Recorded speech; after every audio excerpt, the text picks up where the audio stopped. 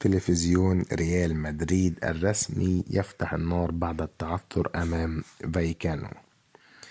فتح تلفزيون ريال مدريد الرسمي النار على حكم مباراة الريال ورايو فايكانو أليخاندرو مونيز رويز، واتهمه بحرمان ميرينجي من ركلتي جزاء في اللقاء الذي جمع الفريقين في فايكاس، وعرف تعادل كتيبة كارلو أنشيلوتي بهدف لمثله. واتجه ريال مدريد عبر تلفزيونه الرسمي من جديد للهجوم على الحكام، وهذه المرة كان أليخاندرو رويز الضحية، حيث قدم النادي الملكي فيديو يظهر الأخطاء المزعومة ضد الريال خلال مباراة فايكانو على حد وصف صحافة برشلونة.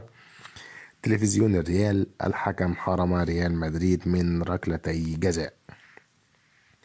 المدرب الإيطالي كارلو أنشيلوتي المدير الفني للريال علق على أداء الحكم عقب اللقاء وقال: الحكم لعب مباراة جيدة، علما بأن كارليتو احتج على بعض القرارات للحكم الرابع خلال المباراة.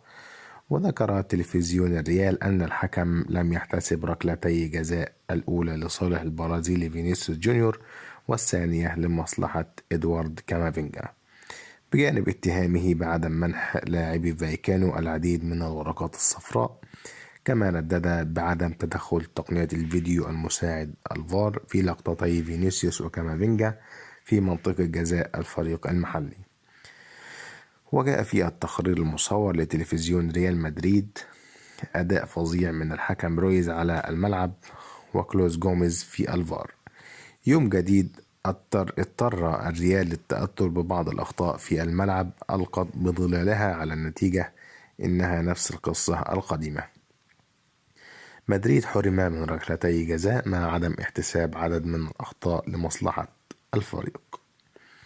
يبدو أن الأجواء مشتعلة في مدريد، وتنديد بحكم المباراة وظلمه للنادي الملكي في المباراة التي جمعته أمام رايو فايكانو، والتي انتهت بالتعادل بنتيجة 1-1 لكلا نقطة لكل فريق. كده انتهى الفيديو بتاعنا. لو عجبكم الفيديو اشتركوا في القناة وفعلوا الجرس عشان توصل لكم كل فيديوهاتنا أول بأول.